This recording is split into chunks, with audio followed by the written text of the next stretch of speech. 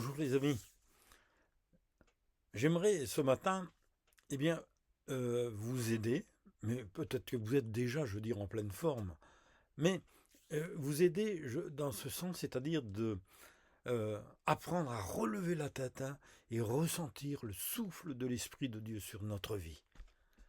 Oui, c'est un message justement d'encouragement, de ne pas se laisser envahir par le découragement, mais le rejeter et le combattre. Pour ne pas être perturbé dans notre être intérieur, par toutes ces nouvelles violences, de violences qui sont effrayantes, c'est vrai, avec toutes sortes d'injustices qui veulent troubler nos cœurs et y mettre même de la souffrance, parce que il y a des personnes, je vois, qui en souffrent et qui ne veulent plus entendre parce que ça les affecte. J'aimerais vous donner ce remède, parce qu'il se trouve dans les Écritures, c'est elle qui va nous faire remonter et qui nous guide. Pourquoi? Parce que les Écritures qui nous guident et nous interpellent dans toute sa beauté, dans toute sa beauté. C'est vrai, ressentir le souffle du Saint-Esprit.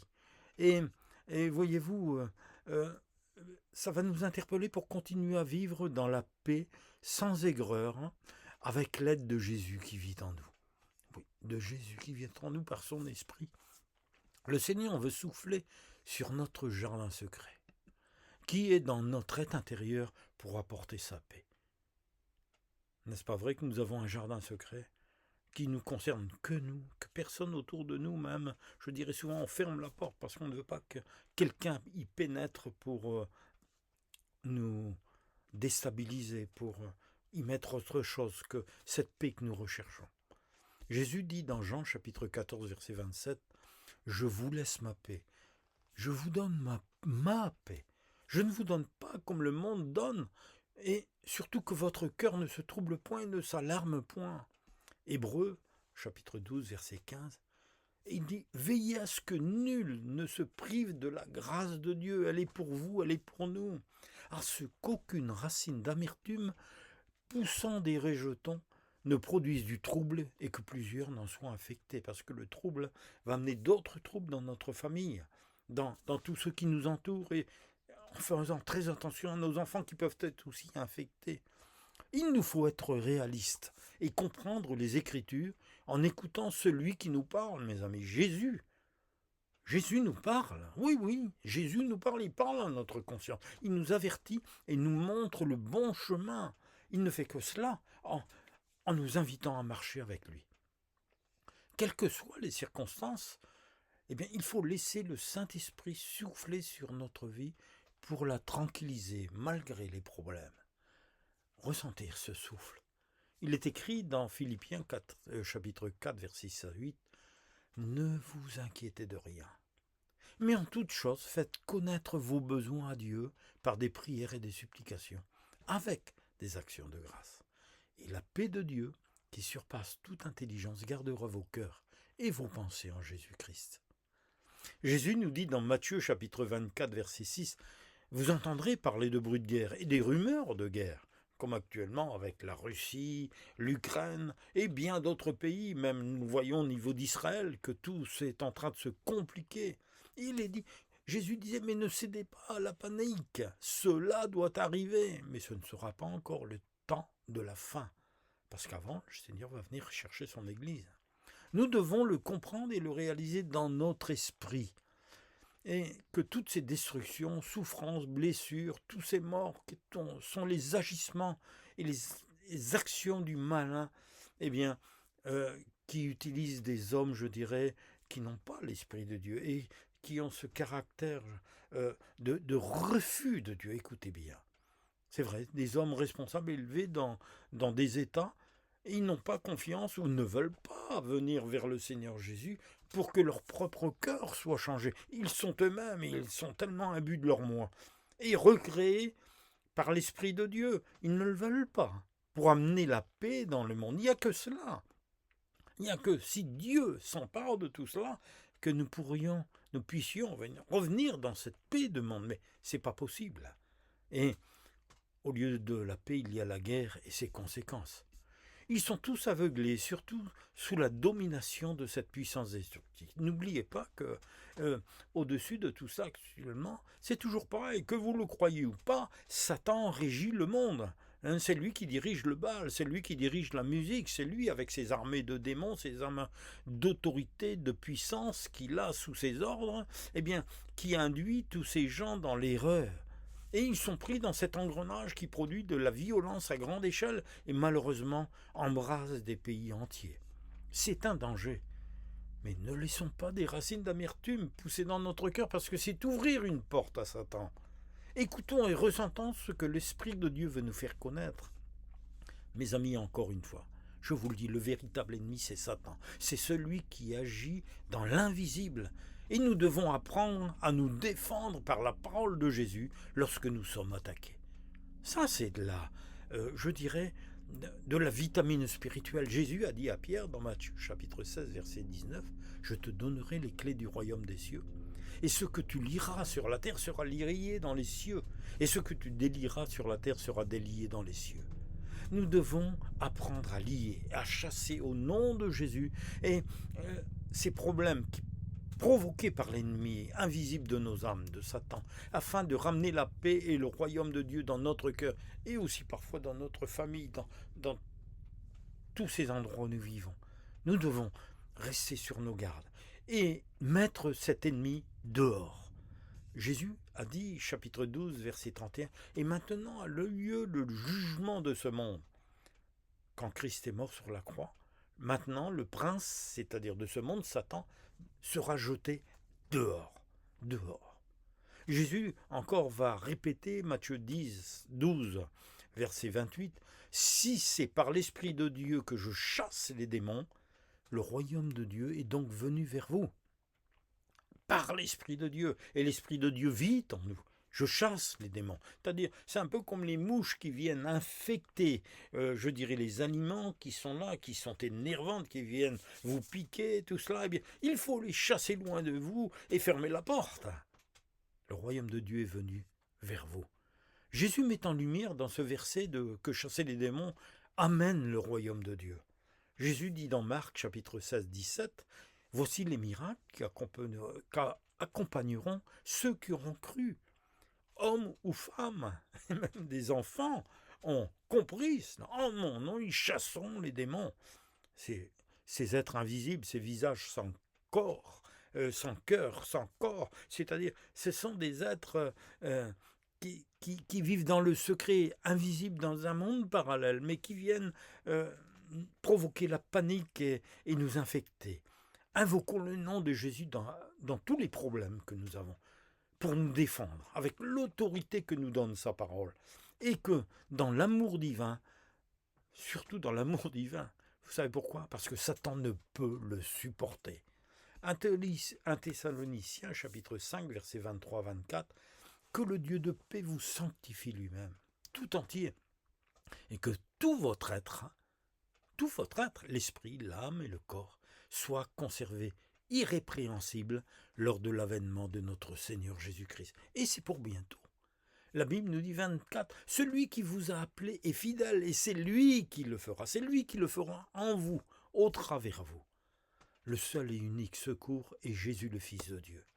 Il nous indique par ses paroles la voie royale qui dépasse tous les raisonnements, tous les techniciens, tous les savants, toutes les analyses humaines. Pourquoi? Parce que Jésus est vivant. Et son appel continue, même en 2024, sa grâce continue à agir pour sauver tous ceux qui se tournent vers lui. Jésus dit dans Matthieu chapitre 28, versets 19 et 20, « Allez et faites de toutes les nations des disciples, c'est-à-dire des gens qui vont suivre Jésus, vivre comme Jésus vivait dans leur cœur avec cette nouvelle vie en eux. » Et il est dit, les baptisant au nom du Père, du Fils et du Saint-Esprit.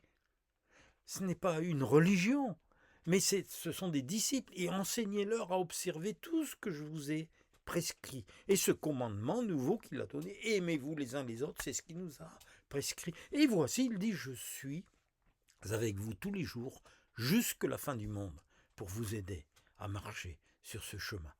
Cet appel, il nous vient de la croix. Il se fait de plus en plus pressant. Il continue à recréer des cœurs en les inondant de son amour. Vous pouvez faire cette expérience même maintenant, en demandant, en ouvrant votre cœur, et laisser l'amour de Dieu pénétrer, vous visiter, vous immerger. N'attendez pas, répondez à son cri pressant, car le temps de la grâce arrive bientôt à son terme.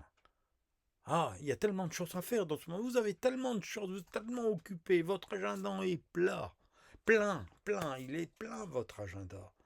Et les anniversaires de ceci, les galas, les rendez-vous, le sport, il y a tellement de choses dans notre vie.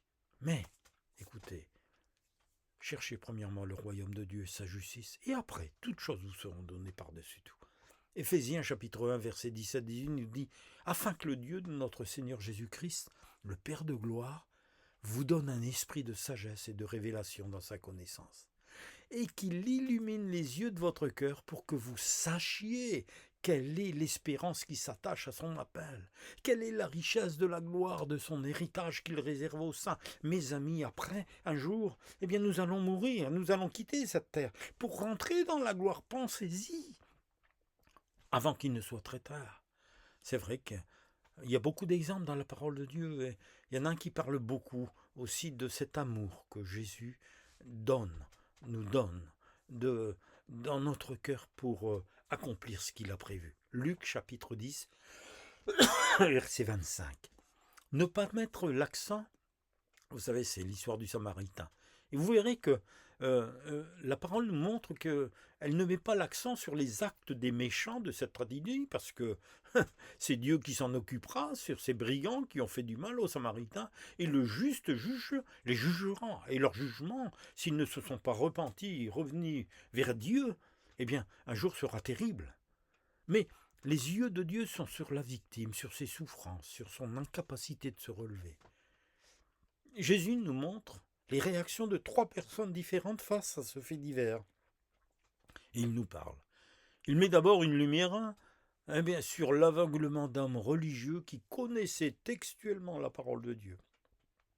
Portant des signes extérieurs religieux, tout le monde savait qu'ils étaient religieux, mais ils ne connaissaient pas celui en qui ils croyaient, qu'ils croyaient même servir.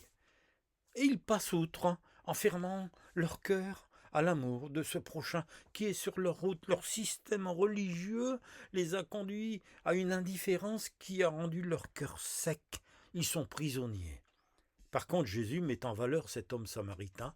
Et voyez-vous, cet homme, on ne connaît même pas son nom. Il est banal, son nom. Mais c'est lui qui va s'arrêter. Il va regarder cette victime avec compassion. Il va laisser son cœur parler et agir par des actions concrètes. La Bible nous dit, quand il le vit, il en fut profondément ému. Il eut pitié de cet homme. Verset 34, il s'en approcha encore plus, il n'a pas passé outre, et il versa de l'huile et du vin sur ses blessures et les recouvrit de pansements. Puis il le plaça sur sa propre monture et le mena dans un autel où il prit soin de lui. Ça, c'est l'amour du prochain selon Dieu. C'est cela. Regardez, s'arrêter, avoir cette compassion profonde et agir selon les moyens que nous avons à notre disposition, aussi petits soient-ils, et faire ces actions de tous les jours envers notre prochain. Et tout cela va réjouir le cœur de notre Père Céleste qui est dans les cieux, et ils seront pour lui comme un parfum de bonne odeur. Jésus ajouta, verset 36, « Lequel de ces 3 te semble avoir été le prochain de l'homme attaqué par les brigands ?» Là, il parle à l'homme religieux qui lui avait posé la question. Et le maître de la loi va lui répondre, « Mais celui qui a été bon envers lui ?» Et Jésus ne va pas l'apostrophier, ne va pas l'écraser, quoi que ce soit. Il lui a dit, « Écoute, va, et toi, fais de même. » Quand on lit attentivement avec son cœur ce passage de l'Évangile, c'est vrai que nous n'avons pas grand-chose à rajouter. Dans le jardin secret de notre cœur, l'Esprit de Christ a déposé l'amour divin agapé. Ce fruit doit grandir dans notre cœur pour arriver à maturité, jusqu'à ce que l'amour parfait qui bannit la crainte nous remplisse totalement. C'est notre devoir et notre responsabilité de garder cet amour divin pour agir, et dont la compassion en fait partie. Laissons-le s'exprimer. C'est ressembler à Jésus-Christ de plus en plus, ne négligeons pas de prendre soin de l'amour que le Seigneur a déposé dans votre cœur, dans nos cœurs, et gardons-le. Proverbe chapitre 4, verset 23. Avant tout, prends garde à ce que tu penses au fond de toi-même, car ta vie en dépend. Prends-la et mets-la en pratique. Ces paroles que Jésus a prononcées dans l'Évangile sont très importantes, car elles parlent à notre esprit, pas seulement pour toucher nos émotions, parce qu'elles vont s'envoler, mais surtout pour engendrer des actions et la mise en pratique qui nous rendra heureux. La compassion fait partie de garde ton cœur, garde son cœur plus que toute autre chose, car de lui viennent les sources de la vie. Romains chapitre 13, verset 10 dit « Celui qui aime ne fait aucun mal à son prochain ». En aimant, on obéit donc complètement à la loi. Ah oui, prions mes amis. Seigneur Jésus, aide-nous à garder chaque jour notre cœur compatissant malgré l'atmosphère médiatique et ces flots d'informations de toutes ces catastrophes humaines qui rendent nos émotions complètement confuses. Que nous puissions prendre ce temps précieux avec toi dans la prière, dans la lecture de ta parole, à l'écoute de ton esprit, pour entretenir et garder ce beau jardin de notre cœur que tu nous as donné. Que nous soyons toujours sensibles et actifs avec les victimes, mais aussi avec tous et toutes celles, adultes, enfants, personnes âgées, qui croisent notre chemin chaque jour. Merci pour ton amour et ton action profonde, tendre Père Céleste, qui nous permet de garder notre cœur dans la compassion. Merci de nous donner le désir de faire ta volonté et d'éradiquer toute racine d'amertume dans notre cœur. Seigneur, si j'ai à pardonner, montre-le-moi que je pardonne de tout mon cœur, que j'oublie, que je passe par-dessus l'offense qui m'a été faite. Oh mon Père, sois élevé, glorifié, adoré, Père Saint, par tous tes enfants rachetés par grâce, par le sang de Jésus. Bénis, Seigneur, tous ces bien-aimés. Soyez bénis, mes amis, en gardant dans votre cœur, d'où viennent toutes les sources de la vie, cette parole. Soyez bénis, Seigneur. Amen.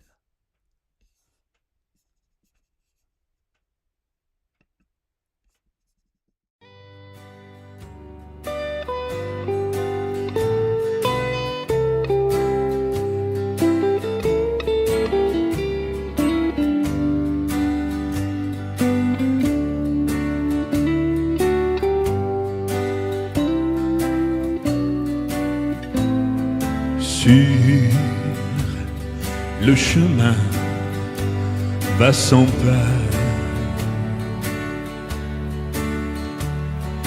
car Jésus est devant toi. Il veut être ton sauveur.